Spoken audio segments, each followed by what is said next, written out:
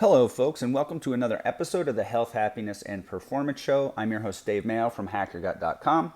We have a little bit of a different format for today's show. As you can see, you are not seeing my smiling face, and that's because we're going to go over my Precision Health Report. Precision Health Reports are a means of assessing cardiometabolic risk, both in the short term, 8 to 10 years, as well as in the long term, which would be your overall lifespan. I first heard about the Precision Health Reports from a Healthy Rebellion podcast where Robb Wolf was interviewing the Chief Medical Officer of Precision Health Reports, William Cromwell. Listening to Dr. Cromwell speak and having some, very mild amount of knowledge on the topic led me to take this test. Dr. Cromwell is a very interesting guy. He's do lifestyle first, then worry about pharmaceuticals later, so that kind of hit with me. But to hear Robb kind of go over his report just sparked my interest, primarily because I have a rich family history of cardiovascular disease. My father just passed in July at the age of 72 from heart failure. He had his first triple bypass right when he was around my age, 44, 45 years of age. He has a brother who died at age 48 of a heart attack, another brother who had a heart attack in his either late 40s or early 50s, and my mother's mother had cardiovascular disease and what would be considered an early heart attack for a woman, which was in her late 50s or early 60s. So as you can see, my risk, my genetic milieu is ripe for cardiovascular disease. So it was important for me to kind of get a baseline measurement of this, and I'm very thankful for Robb for doing the podcast with Dr. Cromwell and exposing me to this report. This report is going to effectively look at my 8 to 10 year type 2 diabetes risk, or 8-year type 2 diabetes risk, and my 10-year cardiovascular risk, as well as my lifetime cardiovascular disease risk. So we'll jump right in. It also looks at the thing that links the two, the physiological phenomenon that links the two, and that is insulin resistance. So as you can see, the report starts off by just kind of giving you some information on your on what the report is assessing, how it's doing that, and then we get our first page of results, which is your cardiometabolic risk summary, which effectively gives you the nuts and bolts of what the report gives you. As you can see, the first score is called the LPIR score, or lipoprotein insulin resistance score. And what it does is it assesses your level of insulin resistance based on the size of your lipoproteins. Size does matter. That's what she said. So basically, they give you a score. The score is 0 to 100 here. The range they give you is 30 to 80. Mine was a 20, which is phenomenal. The lower score is better. A lower score means you're more insulin sensitive. It also means that your lipoprotein particles, quote unquote, look better. Moving along, we move to my metabolic syndrome risk, which, again, a 0 to 100 scale. Mine was a 4, which is pretty good. It should have been 0. I did have a high reading, not normally high reading, and there is a reason for that. We'll get to that in a moment. So it found that my 8-year type 2 diabetes risk was 15%, which is actually kind of high. And that's because my fasting glucose was actually slightly elevated. We'll discuss that in a moment. I do know that when Robb was discussing his on the podcast, that his was, I believe, below 4%, which is interesting because his LPIR score, his insulin resistance score, was actually higher than mine. His was around 36 or 40, and mine was at 20.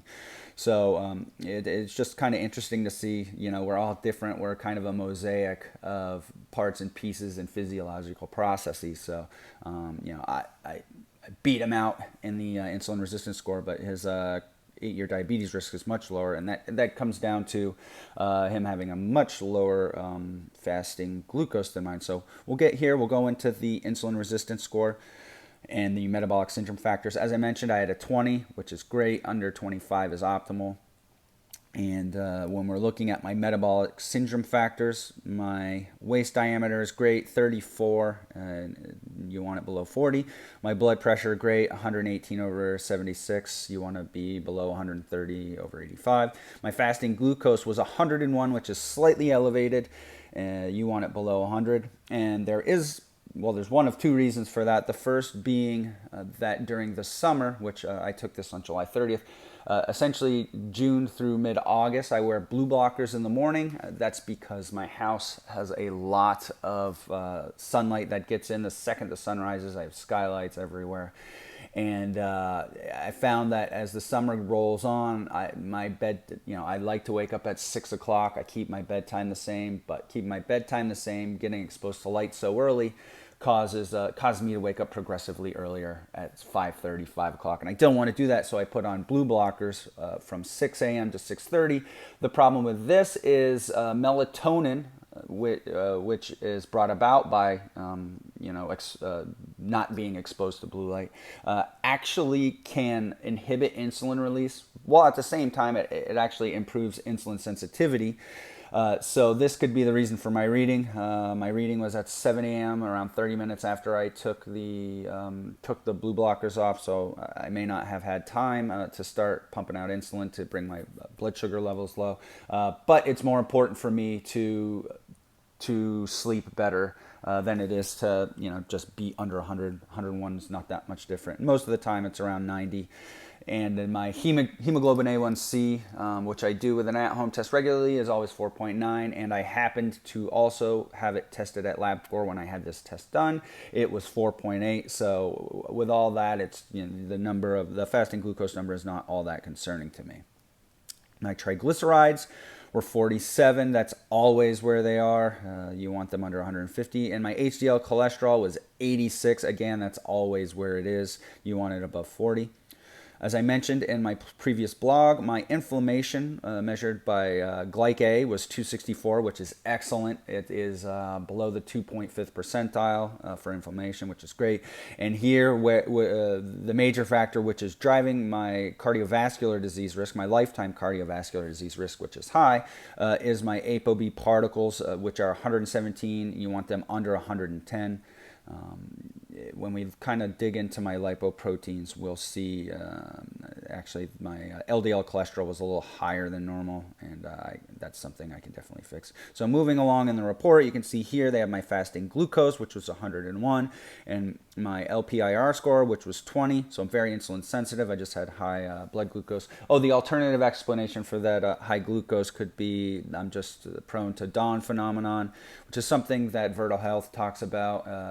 And again, if you have a normal hemoglobin A1C, they tell you not to worry about it. So here we can look at your diabetes risk based on your LPIR score as well as your fasting glucose. And the reason mine is 15% instead of something much lower is because my glucose was slightly elevated. Not a big deal. 15% is not something I'm concerned about. I have pretty good control over my blood glucose, and so I'm not overly concerned about that. I will, however, be getting a normal comprehensive metabolic panel in the next probably few weeks, so we'll see if that's changed because, as I mentioned, I stopped wearing the blue blockers in mid-August, so we'll see if that changes anything. Moving right along to my cardiovascular risk details. My 10-year risk is very low, excellent. I'm very happy with this. It is a 1.2%. For my age, it's typically 2.5% to 5%. So my 10-year risk for cardiovascular disease is half of what's normal for a male my age. But you'll see my lifetime risk is very high, 50%. Again, it gives you the factors. I had very high LDL cholesterol, family history of early atherosclerotic cardiovascular disease, and high ApoB particle numbers. These are things I can bring down. In fact, like I said, my cholesterol was high, and it normally isn't that high. It was my LDL cholesterol was 162. It's typically floating around 100 to 110. So the reasoning behind this, I'm guessing, I added 2 eggs every single day.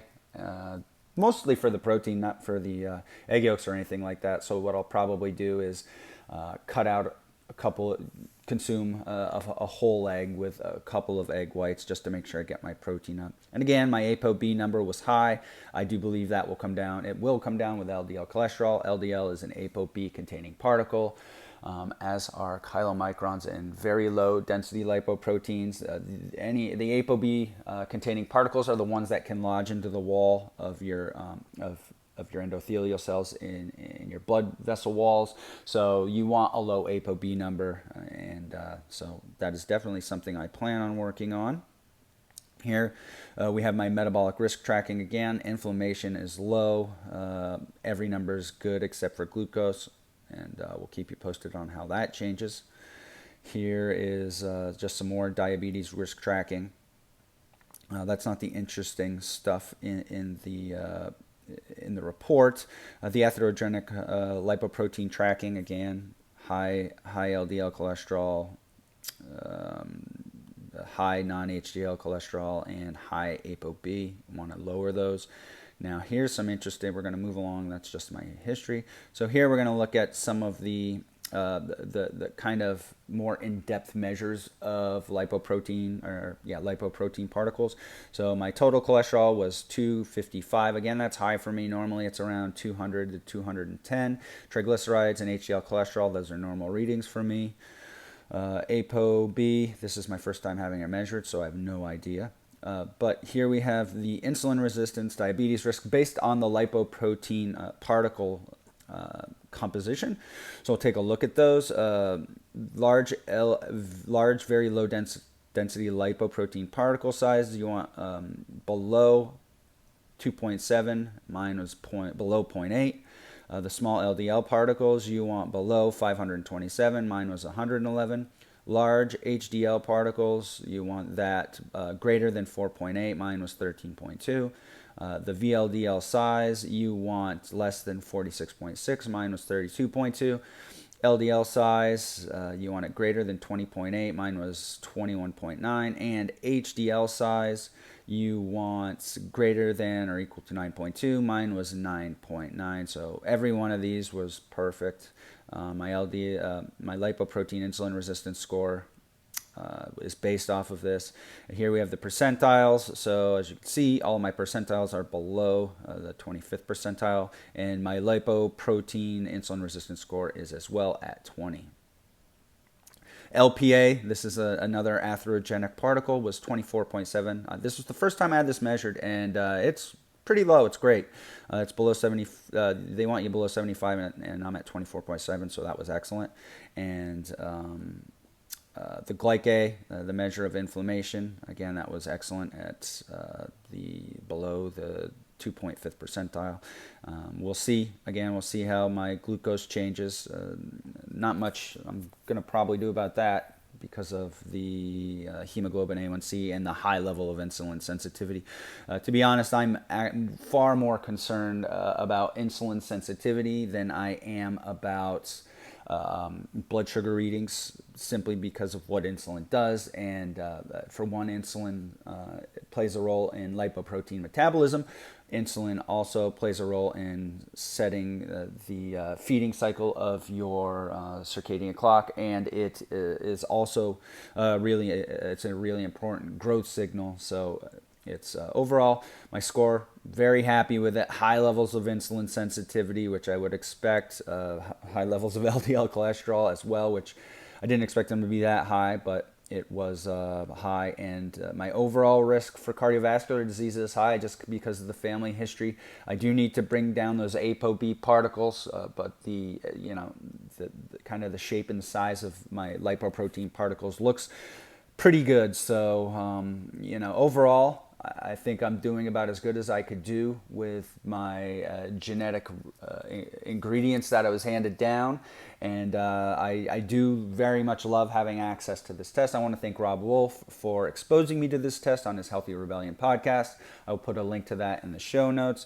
I also want to thank Dr. William Cromwell for having this report. It is an excellent report. Most of the times you just go to your doctor. They tell you either you have to worry about your sugars or you don't, based on a fasting glucose test, potentially a hemoglobin A1C, or they give you a standard lipid panel with LDL cholesterol, HDL, non-HDL, and triglycerides, and you really don't have this level of insight. I don't want to take a statin. I have no problem with lowering my cholesterol. I don't want to do that until I have to.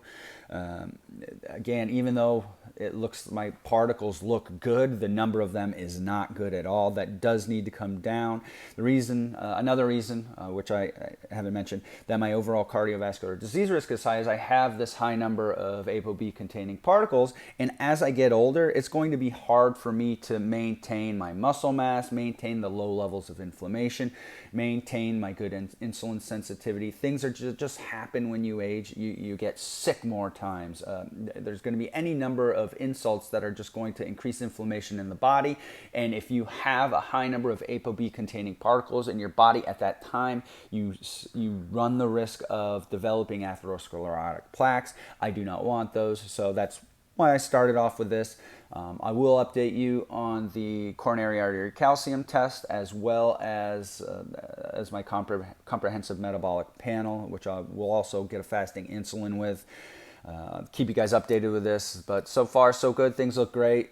Optimizing circadian rhythms, getting tons of physical activity, eating a high fiber omnivorous diet seems to be helping me not suffer the same fate as the Mayo men in my family. So with that said, thank you very much for joining in. I highly recommend these precision health reports. It's fantastic. It gave me incredible insight into my risk. I do know that if you listen to Robb's Healthy Rebellion podcast, there is a discount code, a 10% discount code that he gives out in there. I can't remember what it is. It might be Robb Wolf with 2 B's. I'm not altogether positive what it is, but it's a great podcast. Listen to it, learn from Dr. Cromwell, and thank you very much for joining in. Take care.